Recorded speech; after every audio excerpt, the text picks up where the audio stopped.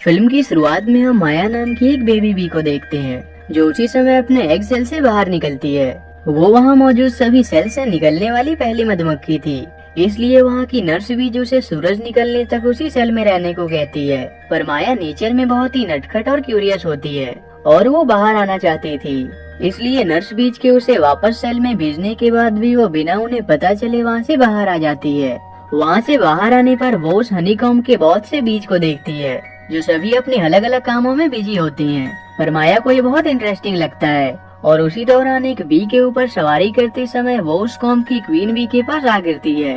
वो वहाँ भी अपनी क्यूरियस नेचर के कारण क्वीन बी से क्वेश्चंस करने लगती है। ये देखकर क्वीन की एडवाइजर बजलीना उसे गुस्से से वहाँ से बाहर निकालने लगती है, पर क्वीन भी उसकी क्यूरियोसिटी को देखकर उसे बहुत पसंद करती है।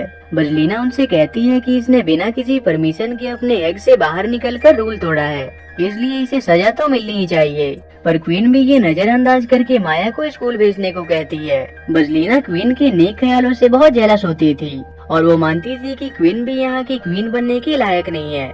उड़ने में माया फिर से वहाँ से निकल जाती है और जब वो देखती है कि उसके पास भी विंग्स है तब वो बाकी के बीज की तरह उड़ने की कोशिश करती है, पर वो इसमें फेल हो जाती है। तभी वो कुछ बीज को छत्ते से बाहर जाता देखती है जो असल में बाहर से पोलेंस कलेक्ट करने जा रहे होते हैं। उन्हें देखकर माया भी कॉम्ब से बाहर आ जाती है। वो वहाँ मौजूद घास के हरे भरे मैदान को देखकर बहुत एक्साइटेड होती है। वहीं वो फ्लिप नाम के ग्रासहॉपर को देखती है। वो फ्लिप को देखकर उसे हरी मधुमक्खी समझ लेती है। तो फ्लिप उसे खुद को इंट्रोड्यूस करता है और उसे बहुत सी बेसिक बातें बताता है। साथ ही वो उसे गोर्गो के इलाके की तरफ जाने से मना करता है क्योंकि वो मानते थे कि वो एक जाइंट मॉन्स्टर है जो कीड़ों को खा जाता है। उसके बाद फ्लिप माया की सुरक्षा के लिए उसे उसके कॉम्ब में छोड़ आता है, पर माया अभी भी छत्ते से बाहर रहना चाहती थी। उस हनीकॉम्ब के अंदर किसी भी बाहरी इंसेक्ट्स को आना अलाउड नहीं था, इसलिए एक बी उसे वहाँ से भगा देता है और माया से कहता है कि मधुमक्खियाँ कीड़ों से बात नहीं करती। दूसरी ओर जब उसी हनीकॉम्ब के कुछ बीज फूलों से पॉलेंस कलेक्ट करने आते हैं तब उनकी मुलाकात हॉर्नेट्स के एक ग्रुप से होती है जो बहुत ही बदमाश होते हैं और वो अक्सर मधुमक्खियों को डराकर उनसे उनके पॉलेंस को छीन लिया करते थे। पर उस समय वो अपना कैंप बनाने में बिजी होते हैं, इसलिए वो उन बीज को परेशान करके वहाँ से चले जाते हैं। वहीं हाइव के अंदर बजलीना क्वीन बी को कन्विंस करने की कोशिश कर रही होती है कि हमें उन हॉर्नेट्स को हमारे इलाके में कैंप लगाने से पहले ही भगा देना चाहिए, नहीं तो वो कभी भी हम पर हमला कर सकते हैं और उन्हें देखकर और भी बहुत से हॉर्नेट्स ट्राइब अपना बसेरा बनाना शुरू कर देंगे। पर क्वीन भी उससे कहती है कि उन्होंने अभी तक हम पर हमला नहीं किया है, इसलिए मैं इसकी इजाजत नहीं दे सकती। तभी क्वीन बी के सामने उस साल का बनाया हुआ रॉयल जेली हनी पेश किया जाता है जो क्वीन बी के साल भर का खाना होता है और उसी के कारण वो जिंदा रह पाती थी। वो इसके अलावा कुछ भी नहीं खाती थी। पर तब बजलीना को उस रॉयल जेली को देखकर एक बुरा आइडिया आता है।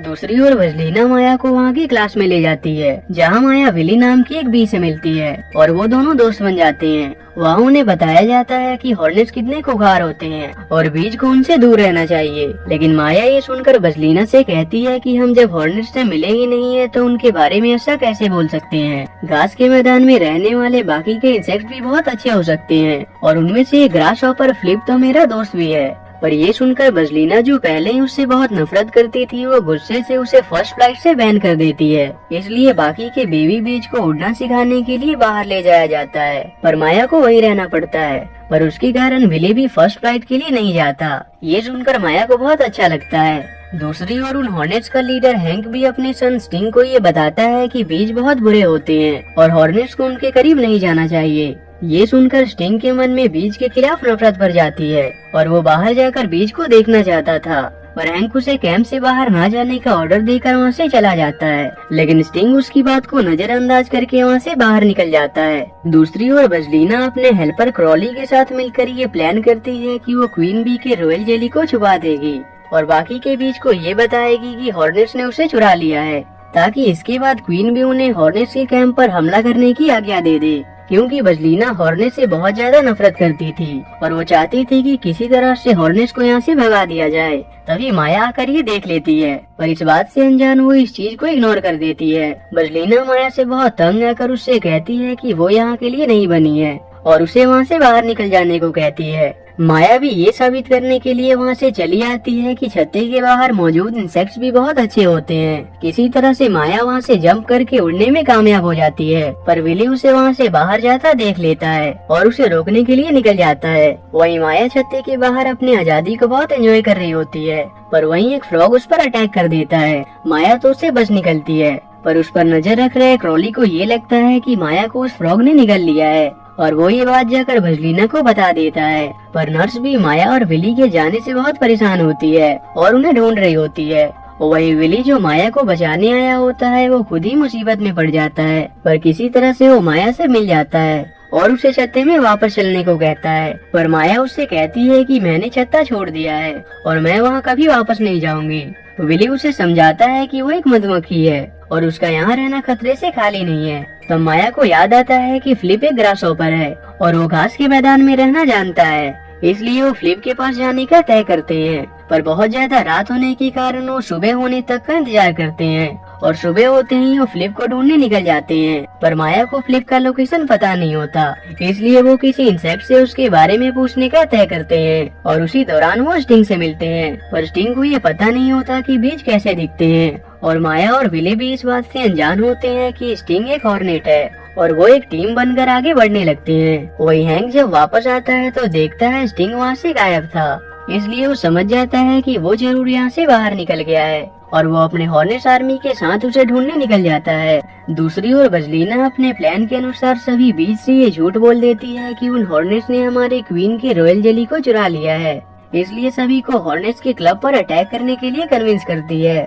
वही नर्स भी माया और विली के ना मिलने के बाद हार मानकर एक एंट कॉलोनी से मदद मांगने जाती है, जिसके लिए आखिर में उनका लीडर मान जाता है और सभी चींटियों को उनका पता लगाने को कहता है। लेकिन उन्हीं में आर्नी और बार्नी नाम की दो बेवकूफ चींटियां भी होती हैं, जो जहाँ भी जाती थी कुछ न कुछ गड़बड़ कर देती थी और ढूंढते हुए वो हैंक के हॉर्नेट कैंप तक पहुंच जाते हैं। पर वहाँ भी वो अपनी बेवकूफी से हॉर्नेट्स की एब्सेंस में उनके कैंप को बर्बाद कर देते हैं और ये देखकर वो डर कर वहाँ से भाग जाते हैं। दूसरी ओर माया और विली एक मौत से फ्लिप नामी उस ग्रासहॉपर के बारे में पता कर लेती हैं, जो उन्हें बताता है कि वो जिटरबग हॉलो नामी एक जगह पर पार्टी कर रहा है और वो स्टिंग के साथ उसके बताए गए रास्ते की ओर जाने लगते हैं। उसी दौरान उन्हें एक दूसरे के बारे में पता चल जाता है और माया और विली को जब ये पता चलता है कि स्टिंग एक हॉर्नेट है तब वो उससे डरने लगते हैं। स्टिंग को भी जब ये पता चलता है कि माया और विली बीज है तब वो भी उनसे डरने लगता है। तभी एक स्पाइडर स्टिंग को पकड़ लेती है। ये देखकर माया सब कुछ भूलकर स्टिंग को उससे बचा लेती है।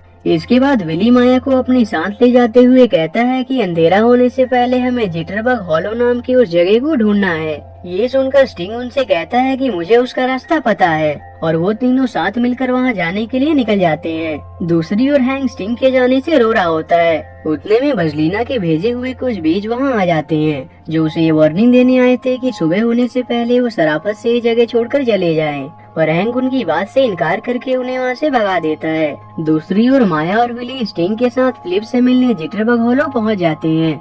वह माया फ्लिप को अपनी सारी बातें बता देती है, जिसे सुनने के बाद फ्लिप उससे कहता है कि तुम्हें मेरी मदद की कोई जरूरत नहीं है, वक्त के साथ तुम खुद ही सारी चीजों को सीख जाओगी। इसके बाद फ्लिप और वहाँ मौजूद सभी इंसेक्ट्स एक साथ पार्टी करते हैं, जिसे माया और उसके दोस्त भी बहुत एंजॉय करते हैं। पर उसी दौरान हैंक वहाँ पहुँच जाता है और जब उसे पता चलता है कि स्टिंग ने बीज की मदद ली तो वो उस पर बहुत गुस्सा होता है और उसे वहाँ से लेकर चला जाता है।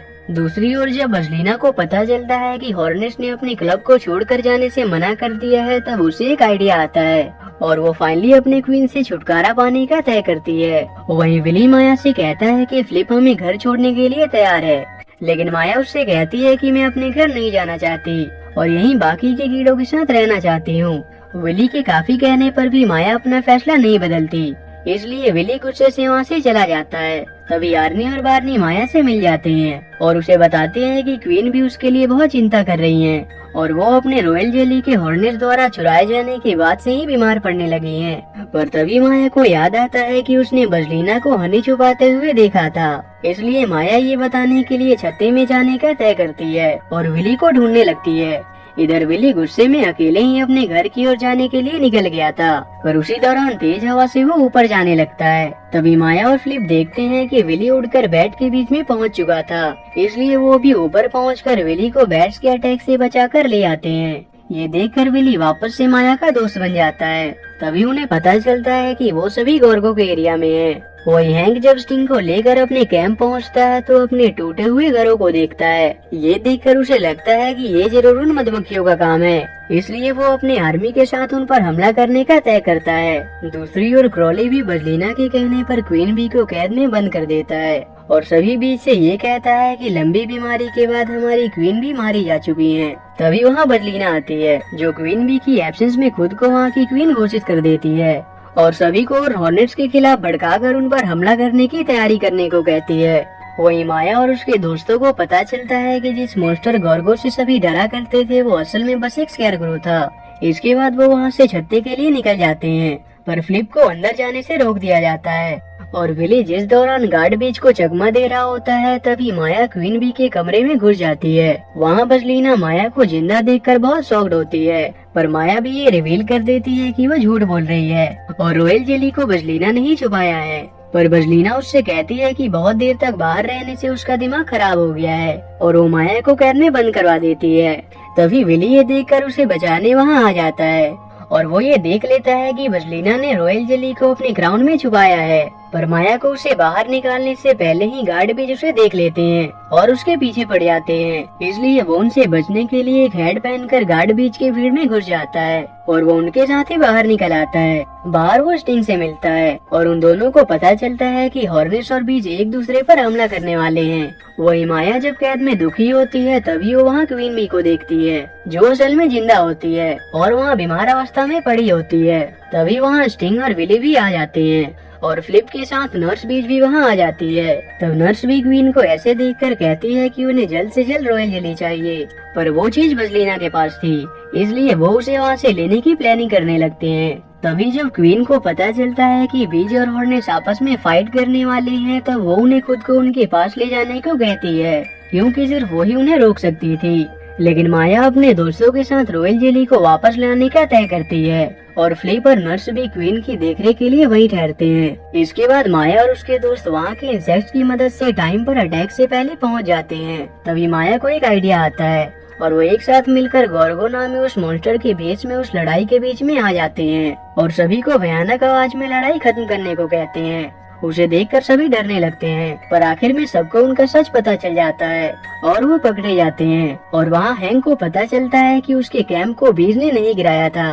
तभी माया भी सभी बीच को ये बता देती है कि रॉयल जेली हॉर्नेट्स ने नहीं चुराया था, बल्कि बजलीना ने उसे अपने ग्राउंड के नीचे छुपाया है। तभी वो जायंट स्कैरक्रो बजलीना और हैंक के ऊपर आ गिरता है। तब माया सभी को उस स्कैरक्रो को ऊपर उठाने को कहती है और सभी के कलेक्टिव एफर्ट से हैंक और बजलीना वहाँ से बाहर निकल आते हैं। पर वहीं सभी को बजलीना का सच भी पता चल जाता है। ये देखकर वो सभी गार्ड बीज और क्रॉली को माया और उसके दोस्तों को पकड़ने को कहती है, पर उसका सच जानने के बाद कोई भी उसकी बात नहीं मानता। तभी नर्स भी क्वीन को लेकर वहाँ पहुँच जाती है और विली उन्हें रॉयल जेली दे देता है, जिसके बाद उन्हें होश आ जाता है और बजलीना उन्हें देखते ही अपनी गलती कबूल कर लेती है। उसके बाद क्वीन भी सभी से कहती है कि हॉर्नेट्स के साथ हमारी कोई लड़ाई नहीं है और सभी इंसेक्ट्स हमारे दोस्त हैं। हैंक भी ये सुनकर लड़ाई खत्म कर देता है और अगले दिन क्वीन भी अपनी छत्ती में एक शानदार पार्टी रखती है, जिसे सभी इंसेक्ट्स खुशी से ज्वाइन करते हैं और आखिर में क्वीन भी माया के काम के लिए उसे अप्रिशिएट करती हैं और उसे छत्ते की बाहर की जानकारी पर नजर रखने की जिम्मेदारी सौंप देती है। माया को भी ये सुनकर बहुत अच्छा लगता है और इसी के साथ ये मूवी यहीं एंड हो जाती है।